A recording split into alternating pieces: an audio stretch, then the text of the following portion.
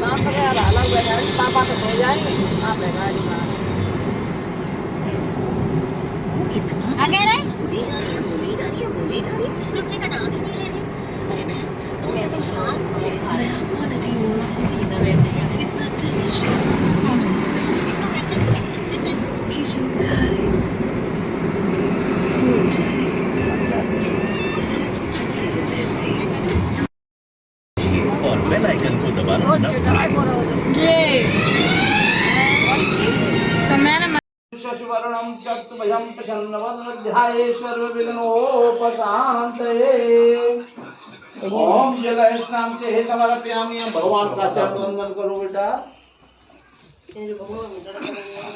ये सब बैठे हुए अच्छा।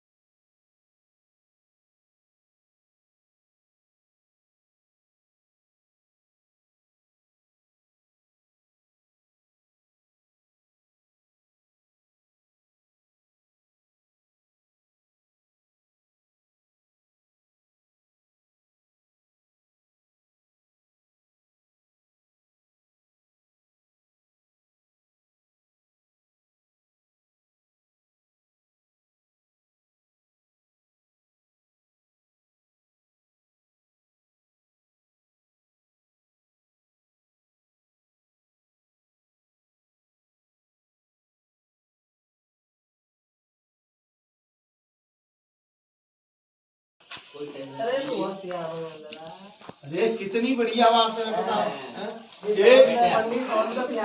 एक रोटी हो लोकू प्रसाद कितने लोगों के मुंह पर है, कितनी बढ़िया बात है। और 10 रोटी हो 2 आदमी खा ले और 4 फेंक दे, कोई का मतलब बेटा सीधे सीधे होते हैं, बड़े कीमती है। सीधे ही तो कीमती है।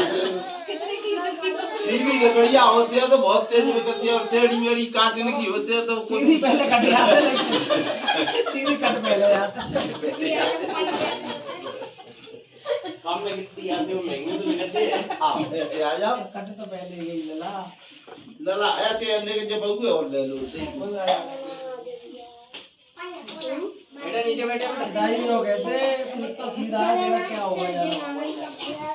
ये बात तो सुनी हुई आपने। बेटा हम अंग्रेजी में पढ़ावत है। विलियम शेक्सपियर लकड़ी के काम आने पर 1000 गुना कीमत का तेज बिकता है, लेकिन जीवन कम होता हाँ पहले कट जाता है। है। जीवन कम होता है। इसी तरह से जो कम है वो चाहे वो 40 साल को है और उसके क्रियाकर्म, उसका व्यवहार, उसकी संगति यदि उत्तम है तो 100 वर्ष के व्यक्ति से भी अधिक वो सम्माननीय है। यही तो मैं कह रहा हूँ। ये तो ये जो विलियम शेक्सपियर जिनको हम अंग्रेजी में पढ़ाते थे, वो अपने समय के कालिदास की तरह विद्वान जानवर अब मत युग में सीधो सीधो का जा कैसे न कहेगा सीधो ना हो तो नया पारंपरिक लो बेटा जी लो, तुम घी चढ़ाओगे लेके जा दीपक पे वैसा कर। अब हम जाइए ये सब ठंडू सामने की चलाते हैं, मैं आदमी की चलाता हूं। मैं आदमी की चलाता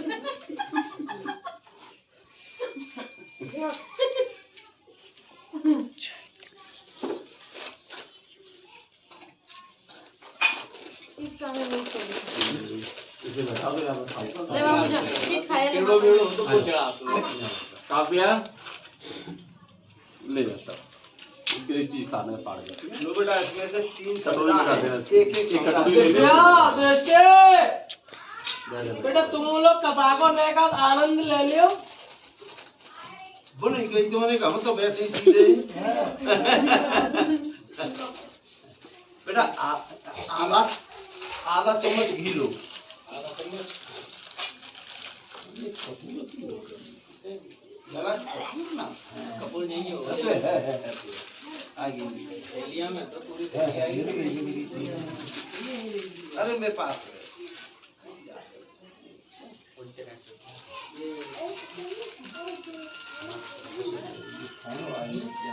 अब काऊ जी बताना तो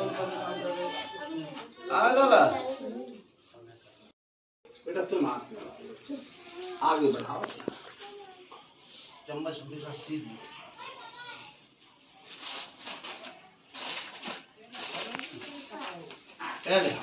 वातावरण शुद्ध हो हमारे सभी देवी माहौल बने।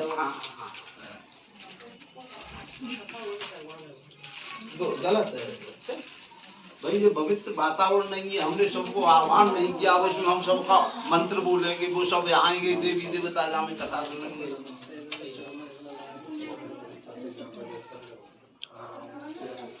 भागवत सुनने जाता हूँ तो पहले सवेरे हो रह जाते हो, कथा सुन रह जाते हैं।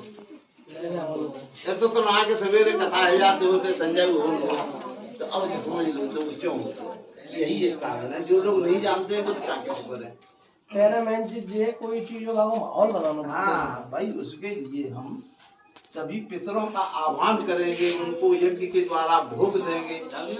हाँ अभी नहीं, बोलो श्री विष्णु श्री विष्णु श्री विष्णु। ओम यज्ञार्थे कर्पूरा है कृतार्थकम समर्पयामि स्वाहा। छोड़ दो यहीं पर एक संविदा बोलो घी में। अच्छा घी की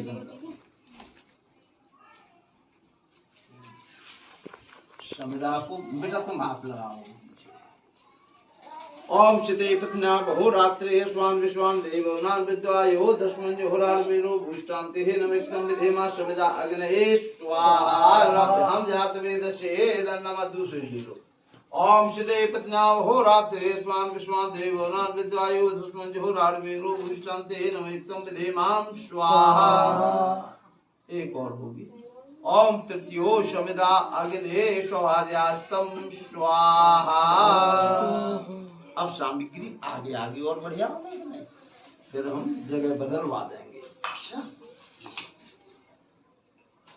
देखो इस तरह से पकड़ी जाएगी बेटा, इसको समझ लेना। ये अनामिका होती है, ये मध्यस्थ होता है, ये अंगुष्ठ होता है। ये तर्जनी जो है क्रोधी स्वभाव की होती है, इससे अलग रखना, अन्यथा तो रोज लड़ाई झगड़े गरम करो। हाँ दे रहा हूँ, मेरे पास कपूरी है। और ये कनिष्का जो होती है सबसे छोटी होती है, सबका आदेश मानती है और बिना आदेश के कोई काम नहीं करती है। एक कटोरी में तो एक कटोरी में ये है हमने मंगाई।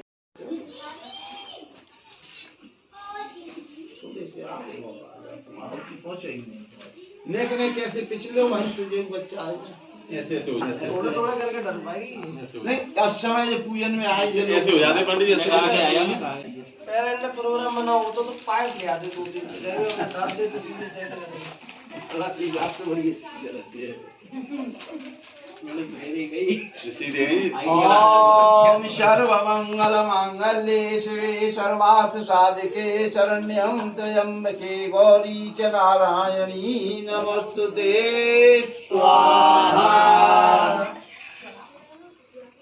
अब थोड़ा स्वाहा के विषय में हम समझा दें तो इसका अर्थ तुम्हारे दिमाग में आएगा। जैसे किसी डॉक्टर ने दवा तो दे दी है, उसको ये दिखाया नहीं तो उसका असर नहीं।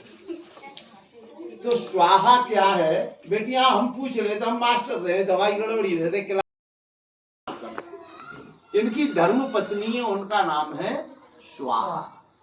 यदि एक पति पत्नी दोनों साथ हैं, पति को भोजन करा दिया, पत्नी को नहीं कराया तो तुम्हें आधा ही फल मिलेगा। पूर्ण फल के लिए हम स्वाहा अग्नि को प्रेषित कर रहे हैं। दूसरा, ये एक संस्कृत का शब्द है, पढ़े लिखे सभी बच्चे हैं, विद्वान हैं।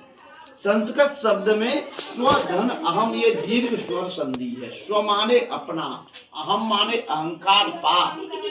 हमारे हृदय में जाने अनजाने किसी तरह से कोई पाप हो गया है, चलते फिरते में किसी चींटी की मौत हो गई, निर्दोष किसी जानवर पर को हम नहीं मारना चाहते हैं, किसी आम के पेड़ पर कोई पक्षी बैठा हुआ, आम तोड़ने की इच्छा से हमने किसी गिट्टी को मारा और वो आम में लग करके उस पक्षी में लगी, हमने उसकी हत्या तो नहीं की, लेकिन पाप की गणना हृदय में आ गई, जिससे अहंकार रूपी एक अपराध का वृक्ष उगता है, उसे कहते हैं अहंकार। तो हे प्रभु, जाने अनजाने पाप का जो अहंकार है वो इस अग्नि में जल करके भस्म हो जाए। बोल गोविंद भगवान की जय। चलेंगे सब। ओम सूर्याय नमः स्वाहा, ओम चंद्राय नमः स्वाहा, ओम भूम देवताभ्यो नमः स्वाहा, ओम बुधायै नमः स्वाहा, ओम गुरुवे नमः स्वाहा, ओम भृगवे नमः स्वाहा, ओम शनिश्चराय दैत्यायै नमः स्वाहा, ओम राहवे नमः स्वाहा, ओम केतवे नमः स्वाहा। अब यहाँ से हमारी कथा का शुभारंभ होगा और धीरे धीरे सामग्री इस पर आप चलाते चले जाएंगे तो वातावरण पवित्र बना। बेटा इसमें थोड़ा घी और डाल दो, घी कुछ कम दिखाई दे।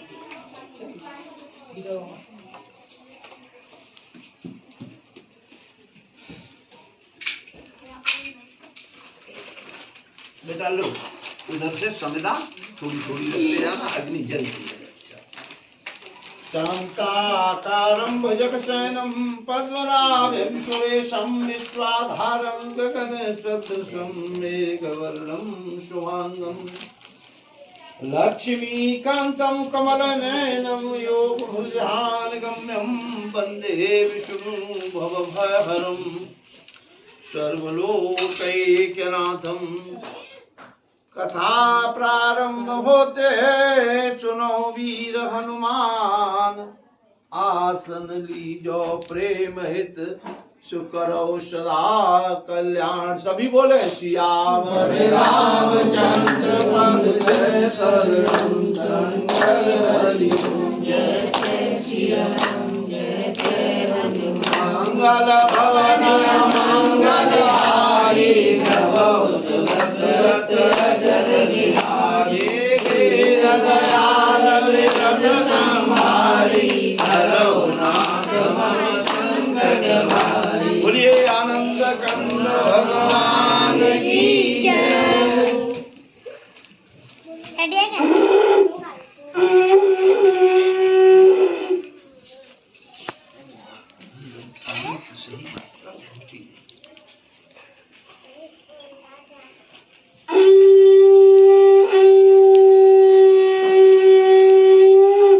गोविंद भगवान की जय। यहाँ से कथा का शुभारंभ होगा। सभी भक्तजन जो है परमपिता परमात्मा के नाम का चमर के बनाइए। बेटा जी हेलो चमर आवे भाई, चमर बुआ लड़के चमच चाची बनाए। ओम हरिओम विष्णु परमात्मे बारहा कल्पे वैवस्मन तिष्ठा में शत्रुजे कलुगे कल्पस्मिन् चरणे भातखंडे। लो बेटा कम पे बैठो। भातखंडे जम्बूद्वीपे अथ सामदरे अवकराशते। अपना अपना नाम तत् भार्या। बेटा पत्नी के नाम का तुम उच्चारण करोगे, तत्कंतः तुम पति के नाम का उच्चारण करोगे। इसी तरह से दोनों एक दूसरे के नाम का उच्चारण करेंगे। मातृ शक्ति पतिदेव के श्री चरणों का ध्यान करेंगे। संकल्प भिम्बे प्रददे भगवान पर अर्पित करो। दोनों पैर बेटा तुम थोड़ा सा हाथ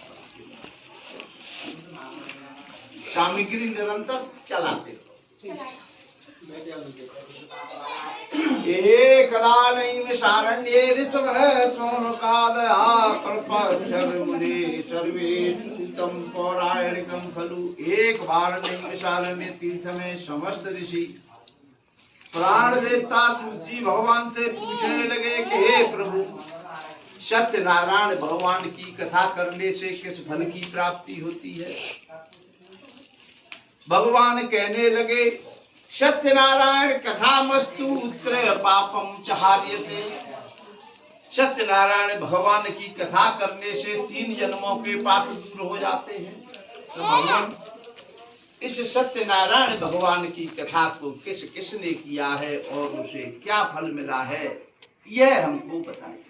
तो भगवान कहते हैं कि काशीपुरी नगरी में एक सतानंद नाम के ब्राह्मण रहते थे।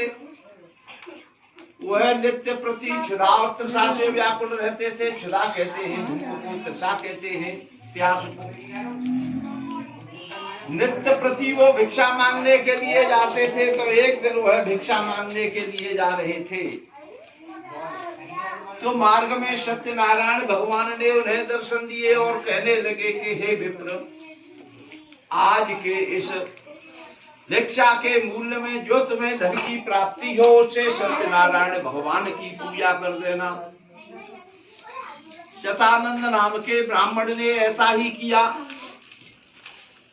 तो रात्रि के समय प्रभु का ध्यान करते करते वो अपनी टूटी झोपड़ी में सो गए। तो प्रातः होते ही देख रहे हैं कि उस झोपड़ी के स्थान पर एक सोने का मंदिर बन करके तैयार हो जाता है। तब तो वह सोने के मंदिर में नित्य प्रति भगवान की पूजा करने लगे। इधर बालपन में जब वह भिक्षा मांगने के लिए जाते थे, तो सरयू नदी के तट पर कुछ भील जात के लकड़हारे लकड़ी लेकर के आते थे। तो पंडित जी को वो लकड़ी देते थे, जिससे पंडित जी के घर का चूल्हा जलता था। और पंडित जी से वो लेते थे भिक्षा का आटा अन्न। तो दोनों में मित्रता हो गई। अरे भैया, रोजाना दो लोग एक दूसरे को ले दें तो मित्रता स्वाभाविक है। लकड़हारों ने कुछ समय बाद देखा कि पंडित जी अब नहीं आ रहे हैं, कहीं गोविंदाय नमो नमान हो गई हो, संसार नहीं छोड़ गए हो। तो उसमें से एक बूढ़ा लकड़हारा में बोला कि चलो आज पंडित जी के घर चल रहे हैं, देखेंगे कि कितने दिन हो गए उन्हें। तो जैसे ही वो पहुंचते हैं तो टूटी झोपड़ी के स्थान पर सोने का मंदिर देखा। और मंदिर में उनके मित्र सतानंद नाम के ब्राह्मण, जो कभी भिखारी थे, पूजा कर रहे थे भगवान की, जैसे अपने यहाँ हो रही है। पंडित जी को देख करके चरण बंदन किया और कहने लगे कि हे प्रभु, ये तो बताओ, तुम कितने बड़े भिखारी हो और तुम तो ऋषि राज हो, आज ऐसा क्या हुआ है कि यह सब परमात्मा की कृपा है। मैं उसी सत्यनारायण भगवान की मैंने कथा करना शुरू कर दी और परमात्मा ने मेरे सभी कष्ट हर लिए। लकड़हारे बोले, प्रभु जी तो बताओ कि हमारा उद्धार कैसे हो, हम तो लकड़हारे के लकड़हारे ही रह गए। तब तुम्हें आज की लकड़ियों में जो कुछ भी धन मिले, उससे तुम भी सत्यनारायण भगवान की कथा करा देना। मन में ऐसा विचार करके वह भील जात के लकड़हारे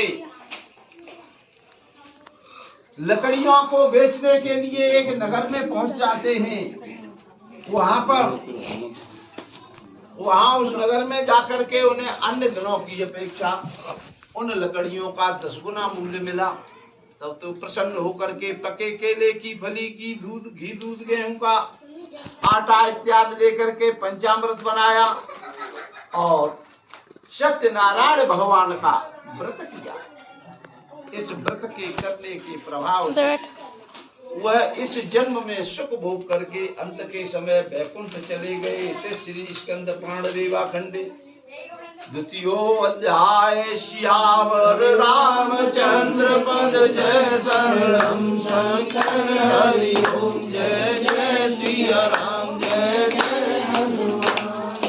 मंगल भवन मंगल हारे, दशरथ जन बिहारी।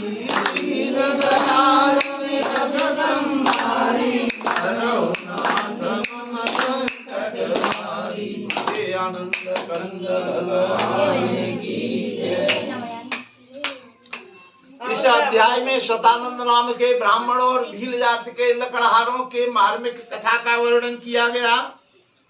आगे के अध्याय में वह कथा और आएगी जिसे हम सभी लीलावती और कलावती के नाम से जानते हैं। एक साधु नाम के वैश्य थे, उनके कोई संतान नहीं थी। एक दिन भद्रशिला नदी में अपनी नौका को डाल करके वह व्यापार के लिए चल लिए। तो नदी के किनारे पर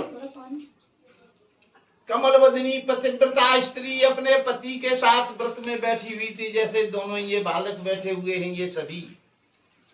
वैश्य ने पूछा, हे महामहिम, किस फल की इच्छा से आप सत्यनारायण भगवान की कथा कर रहे हो? तो उन्होंने कहा कि हम संतानहीन हैं, हमारे संतान नहीं हैं। वैश्य ने कहा, संतान तो हमारे भी नहीं है, तो हम भी जाकर के सत्यनारायण भगवान की कथा करें। घर पहुंचते हैं लीलावती को बताते हैं कि हे पत्नी, सत्यनारायण भगवान की कथा करने से संतान की प्राप्ति होती है। पत्नी ने कहा, हे पतिदेव, इसमें विलंब न करना चाहिए, वो सत्यनारायण भगवान की कथा को हम अविलंब कर दें। भगवान के आशीर्वाद से लीलावती उसी दिन मध्यरात्रि को अपने पति के संपर्क में आई और गर्भवती रह गई।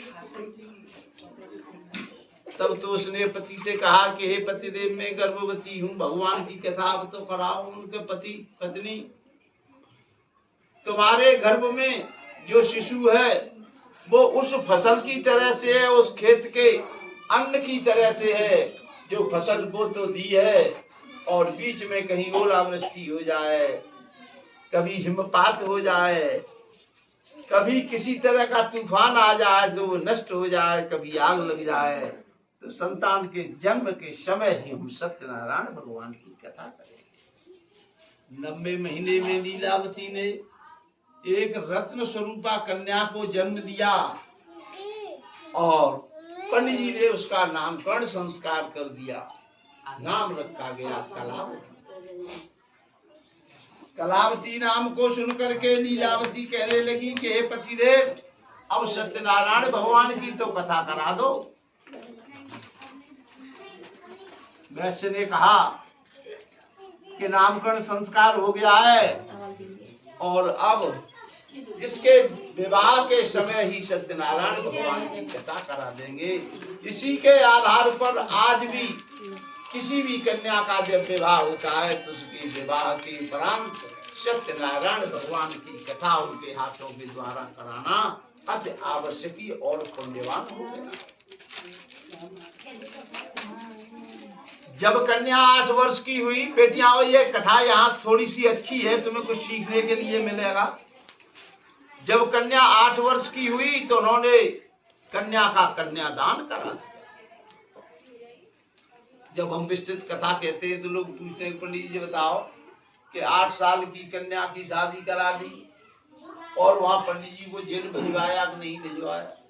आज जो 8 साल की लड़की को एक अगर ब्याह पढ़ने के लिए आए तो पंडित जी चुपचाप ब्याह रूम कैसो भैया चुपचाप के मोड़ी हमारी 12-13 साल की है, तो दुबक के ब्याह कर रहे हैं, सुबह ब्याह पड़ दीजिए भैया। एक तो पहलो पाप को काम हो नहीं हम करेंगे और दूसरे तुम दुबकाए रहे हो और काऊ ने पतो दे दो तो तुम जेल में बाद में जाओगे, तुम रास्ता बता दे। तो 6 महीना बाद जमानत हुई, हम पेंशन ही नहीं ला पाएंगे।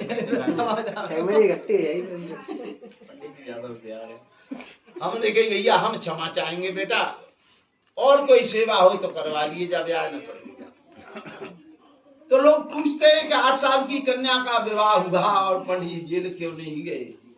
इसका बेटा एक विशेष कारण है, इस अर्थ को समझो।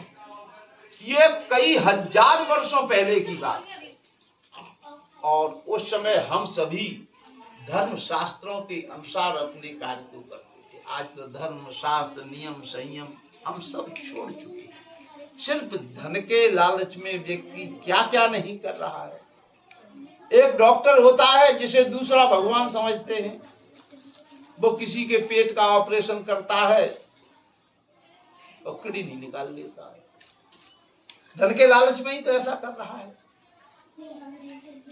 ये एक पाप है कि किसी भी गर्भवती स्त्री के गर्भ को अल्ट्रासाउंड करके बताना कि कन्या है या पुत्र है। यदि उसने कन्या समझी तो ले भैया 10,000 रुपया जा पेट से बाहर कर। लेकिन महापाप करता है वो डॉक्टर धन के लिए। तो आज तो धर्म को सब छोड़ गए हैं। तो उस समय धर्म शास्त्रों में लिखा था, ध्यान से सुनना इस चीज को, कि 8 वर्षे भवेद गौरी 9 वर्षे च रोहिणी 10 वर्षे भवेद कन्या 11 च रजस्वला। 8 वर्ष की कन्या यदि पैर छूने के लिए मिल जाए, चरण बंधन करने के लिए मिल जाए, तो वो कन्या नहीं है, वो गौरी है, देवी है, जो 9 देवियों का तुम 9 दिन में पूजन करती हो। यदि 8 वर्ष की कन्या का तुमने कन्यादान कर लिया तो तुमने करोड़ों यज्ञ कर लिए, ऐसा हमारे धर्मशास्त्र बताता है। 9 वर्षे च रोहिणी, जब बेटी 8 वर्ष की होती है तो गौरी की तरह पवित्र होती है, और जब 9 वर्ष की होती है तो चंद्रमा की पत्नी है रोहिणी, उनकी तरह पवित्रता कम रह जाती है।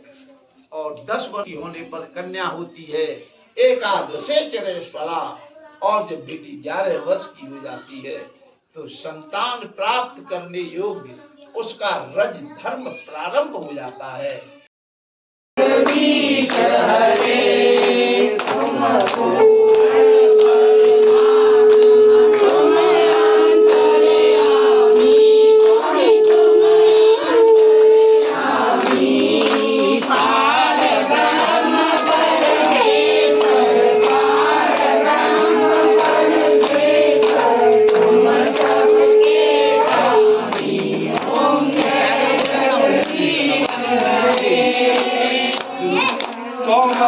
मैं अंदर